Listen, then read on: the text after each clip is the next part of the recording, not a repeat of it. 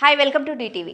సీఎంగా ఉన్నప్పుడు తనకు మనిషి అనేవాడు కనిపించదన్నట్లుగా పరదాల మాటున పర్యటనలు సాగించిన వైకాపా అధ్యక్షుడు జగన్ అధికారం పోయాక జనం తనతోనే ఉన్నారని చాటుకునేందుకు అవకాశాలు సృష్టించుకొని మరీ ప్రయత్నిస్తున్నారు.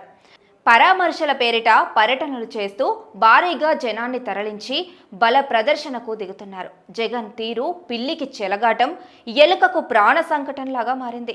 ఇటీవల పల్నాడు జిల్లా రెంటపాళ్ల పర్యటనే ఇందుకు నిదర్శనం.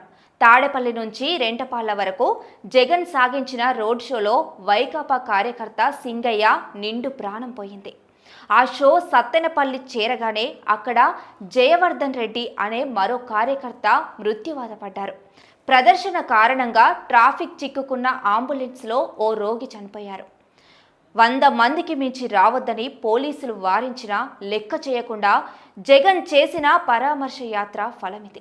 చిత్తూరు జిల్లాలో మామిడికి గిట్టుబాటు ధర దక్కడం లేదని రైతులను పరామర్శిస్తానంటూ బుధవారం పూతలపట్టు నియోజకవర్గంలోని బంగారుపాలెం మార్కెట్ పర్యటనకు జగన్ సిద్ధమయ్యారు.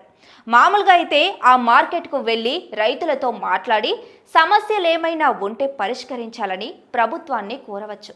ఇందుకు భిన్నంగా భారీ జన సమీకరణకు వైకాపా అధినాయకత్వం సిద్ధమైంది. భద్రతా కారణాల రీత్యా 500 మంది వరకే అనుమతిస్తాం, అంతకు మించి జన సమీకరణ వద్దని పోలీసులు చెబుతున్నా కుదరదు, 10,000 మందిని అనుమతించాలని పార్టీ అధినేతలు కోరారు.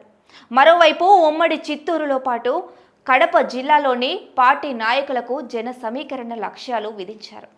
ప్రతి మండలానికి 15 నుంచి 20 కార్లు, కొన్ని చోట్ల 100 కార్లు, 400 నుంచి 500 వరకు ద్విచక్ర వాహనాలపై జనాన్ని తరలించారని నాయకులను ఆదేశించారు. తోతాపురి మామిడితో ఎలాంటి సంబంధము లేని కడప, పులివెందుల లాంటి చోట్ల నుంచి జనాన్ని తరలిస్తుండటంతోనే జగన్ యాత్ర పరమార్థమేంటో స్పష్టమవుతోంది. పరామర్శకి అయితే మంది మార్పలం ఎందుకు? కార్యకర్త కుటుంబాన్ని పరామర్శించేందుకంటూ జగన్ ఉమ్మడి అనంతపురం జిల్లా రాప్తాడుకు వెళ్ళగా అక్కడ అలజడి రేగింది. పోలీసులపై వైకాపా కార్యకర్తలు దాడికి దిగారు. పొగాకు రైతుల పరామర్శ పేరిట జగన్ ప్రకాశం జిల్లా పొదిలికి వెళ్ళినప్పుడు వేల మందిని సమీకరించారు. సాక్షి ఛానల్ చర్చలో అమరావతి మహిళలపై అసభ్యకరంగా మాట్లాడిన వారిని వెనకేసుకొచ్చినందుకు క్షమాపణలు చెప్పాలంటూ అక్కడ మహిళలు నిరసన తెలిపితే వారిపై వైకాపా కార్యకర్తలు రాళ్లు, చెప్పులతో దాడికి తెగబడ్డారు. ఆ దాడిలో పోలీసులకు గాయాలయ్యాయి. గుంటూరు మిర్చి యార్డును జగన్ సందర్శించినప్పుడు పోలీసులతో వైకాపా నేతలు దుండగుడుగా వ్యవహరించారు.